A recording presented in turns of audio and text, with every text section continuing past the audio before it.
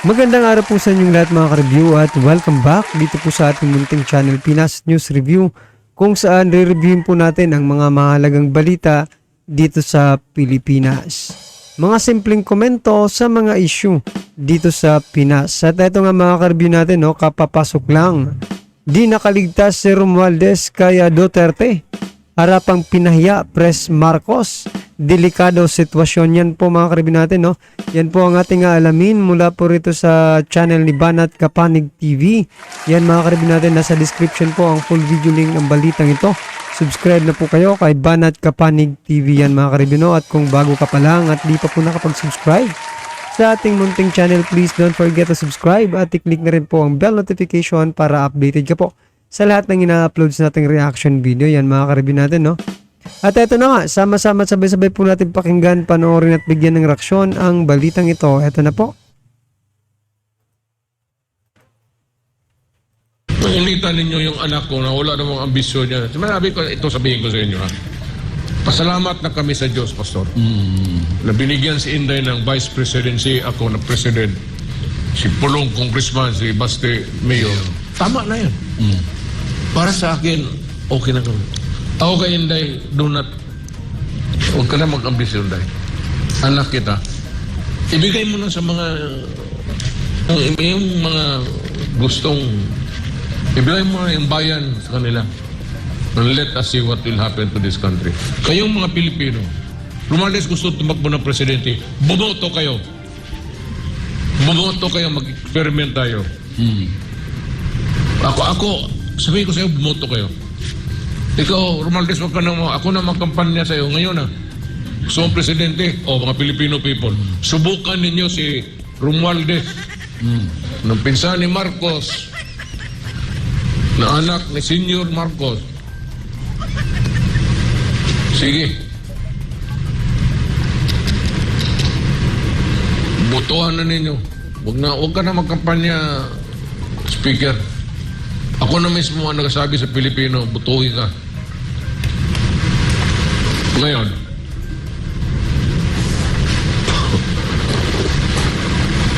bantayan ninyo ang military pati pulis. Kayong nakapagkunsabo dyan sa Congress. Hindi ko kayo tinatakot. Pero bantayan ninyo ang military pati pulis. Ang sakit ng puso niya. Ilan ang namatay na pinatay ninyo sa pulis pati military.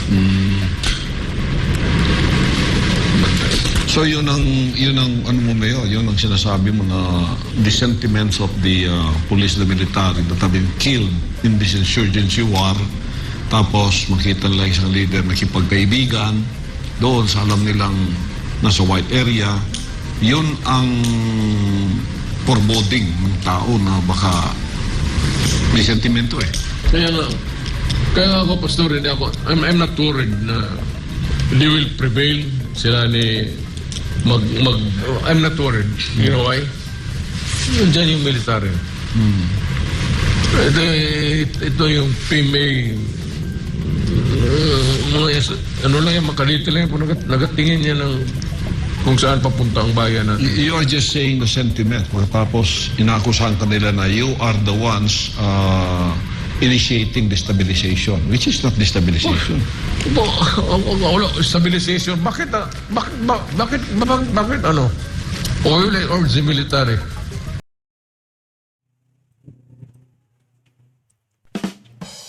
So yan mga ka-review natin, talagang di ba si ano na nga talaga, itong si Romualdez mga ka-review natin, diba pinatatakbo na ni dating Pangulong Duterte, no? Dahil nga po itong mga ka-review natin dito sa mga ginagawang paninira nila, no? Nitong si Romualdez, Makabayan Black, pati na rin po si Sandro Marcos, sumasali na rin po mga ka-review natin dito sa sa kanyang tito, no, mga ka-review natin na si Romualdez. Nako po. Medyo delikado rin ito mga ka-review natin, no? Itong sinasabing sinasabi ni dating Pangulong Duterte, no, na bantayan ng Kongreso ang kapulisan at militar, mga ka-review natin, sapagkat, di ba? Alam naman natin na meron talagang di ba? Meron sari-sariling opinion tayo diyan, di ba? Ang mga militar din, mga ka-review natin, at saka yung armed forces na lang, di ba? Lahatin na lang po natin. Yung armed forces din po, mga ka-review natin, may sari-sariling utak din po yan, no? At hindi po yan papayag na magkaroon tayo ng mga kakampi, no? Or mga opisyal, mga ka-review natin, na pumapanig doon sa kanilang linalabanan. Ano ba ang kanilang linalabanan, mga ka-review natin? Di ba itong mga makakaliwang grupo, mga ka-review natin, mga NPA? So, yan po yung kinakalaban, no, ng ating mga kasundaluhan ng armed forces. So, pag nakita po nilang mayroon pong mga opisyal, di ba, na mga kumakampi dito sa mga kaliwa, syempre, alangan ng mga sunod lang sila ng sunod, di ba? Pipiyok din ng mga yan, mga ka-review. Tao lang din po yan ng mga ating mga armed forces. So, pipiyok po yan at hindi natin alam kung anong susunod na mangyayari, di ba? Anong masasabi niyo dyan, mga ka-review natin, ha? O yan, Romualdez, ha? Yan, panalo ka na sa susunod na eleksyon, mga ka-review natin. Yan po ang sinasabi ni dating Pangulong Duterte. Ang problema nga lang, mga ka-review natin, kung papayag ba? Di ba? Papayag ba ang taong bayan na ganituhin na lang, lokohin ni Romualdez, mga ka-review natin?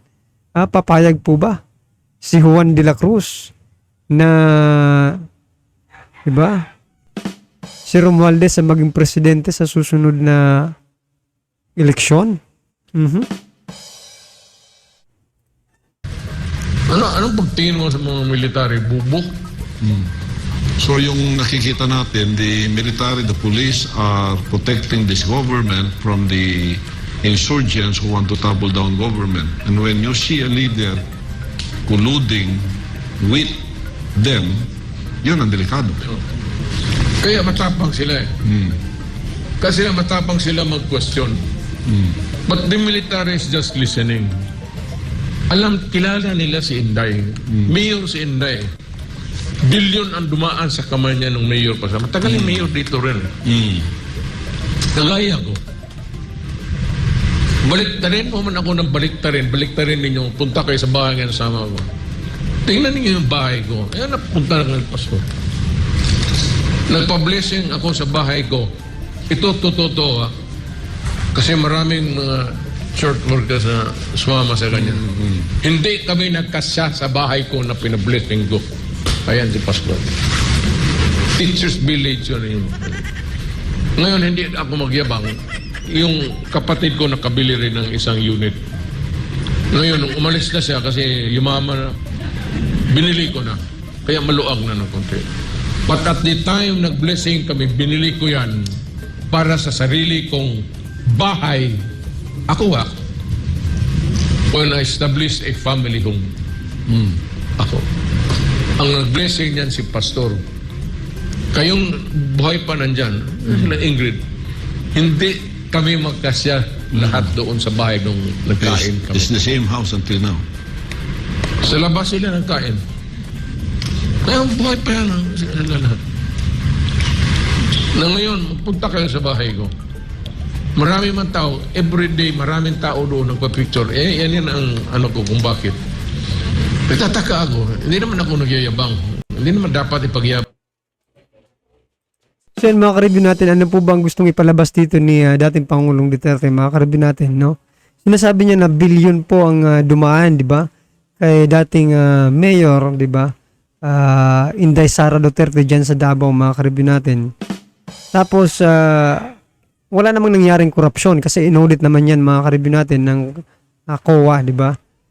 Pero bakit ngayon, dito po sa pagiging Vice President ni Inday Sara Duterte, ni Vice President Sara, mga ka-review natin, na milyon lang, mga ka-review natin, milyones lang, mga ka-review natin, no? Tapos, pinagbibintangan pa na binulsa, no? Ni VP Sara yung pera sa CIF. Diba, mga ka-review natin? Yung po kasing lumalabas eh. Kasi yung ibig sabihin lang ni dating Pangulong Duterte, kung talagang kurap po ang kanyang anak na si Vice President Sara Duterte, no, sa pagiging mayor pa lang mga karibin natin, makikita na po kasi napakalaking pera po nang hinawakan na yung BP Sara nung mayor pa po siya, no? At wala pong ni pisong duling ang kinuha po doon, no? Or kinurap. O bakit ngayon? Logically kung matino kang taong nag-iisip, di ba? Bakit mo naman kukurakatin pa itong, di ba? Kapiranggot kaysa sa makukuha mo nung mayor ka pa lang, di ba? O talagang this is pure paninira, propaganda laban kay BP Sara, no? Anong masasabi niyo diyan mga karibin natin? Davao yan. But every day dyan, maingay talaga dyan sa labas, lalo na yung mga hindi taga Davao. Pagpunta dito, magpa-picture lang sa bahay ko. Yung bahay ko ngayon, merong second floor. Maliit lang rin. Para lang, kasi nung nanganak ako, 2 kwarto lang eh. So nanganak ako, nilihi kami magkasya, yung bata, pati yung asawa ko, yung sa kabila, nang-alang yung mga helper, patulog mo sa labas. Napagawa ako ng kwarto. Marami napunta na doon. Mga senador, pati congressman. Ay ano? Prime Minister, Rabi. Yung nabili ko, yung original, yung second floor. Yung nabili ko, yung kapatid ko. Yan yung bahay ko. Pero kung magpunta kayo dyan, sa kala mo malaki yan, it's only good for about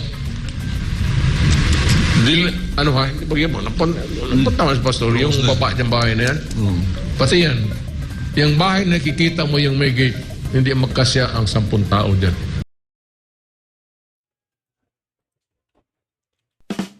So yan mga karibin natin, ano lang ba talaga, di ba? Yun nga po yung sinasabi natin kanina na pinapakita lang dito kung gaano ka dedicated po, no, si BP Sara sa kanyang tungkulin, di ba?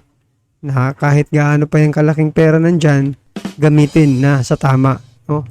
Pero itong CIF mga karibin natin, kapiranggot lang na pondo, pinagbibintangan pa si Vice President Sara Duterte na ginastos ng hindi tama at kinurap daw, di umano, mga karibin, no? At ito na nga, si Romualdez mga karibin natin napahiya dito at di nakaligtas kay dating Pangulong Duterte at sinabihang tumakbo na ngayon pa lang, di ba, pagka-presidente. Kasi alam din naman ni dating Pangulong Duterte talagang may ambisyon po itong si Tamba na maging presidente mga karibin natin. Yun nga lang mga karibin natin, tinitira po ang ating mahal na vice presidente, di ba, na si Sara, sapagkat ay malaking banta sa kanya, sa kanyang ambisyon na maging presidente, no? Si Vice President Sara Duterte, no, mga karibin natin. Kaya ngayon pa lang tinitira na ni Tamba itong si Vice Presidente, no? Sinisiraan na sa mata ng taong bayan. Pero hindi niya po yan magagawa sapagkat hindi naman mga bobo ang tao ngayon, di ba? Mga Pilipino ngayon ay matatalino na po.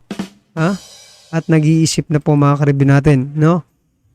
Hindi niya po magagawa sapagkat nag-research na rin po yung ibang sino po ba si Vice Presidente, di ba? O yan na nga po, sinasabi ng kanyang ama, kung sino po si Inday Sara Duterte. Yan mga karibin natin, anong po ang inyong reaksyon dito sa naging balitang ito? Pahiya si Romualdez mga karibin natin, no? Ano man po yung reaksyon, i-comment lang po sa baba at para pag-usapan po natin yan, no? Para malaman din po ng ating mga kababayan kung ano po ang inyong nararamdaman patungkol po dito sa balitang ito. Alright mga karibin natin, kung bago ka pa lang at di pa po napag-subscribe sa ating munting channel, please don't forget to subscribe at i-click na rin po ang bell notification para updated ka po sa lahat ng ina-upload sa ating reaction video. At wag din pong kalimutang mag-subscribe kay Banat Kapanig TV. Nasa description po ang full video link ng balitang ito. Maraming salamat po.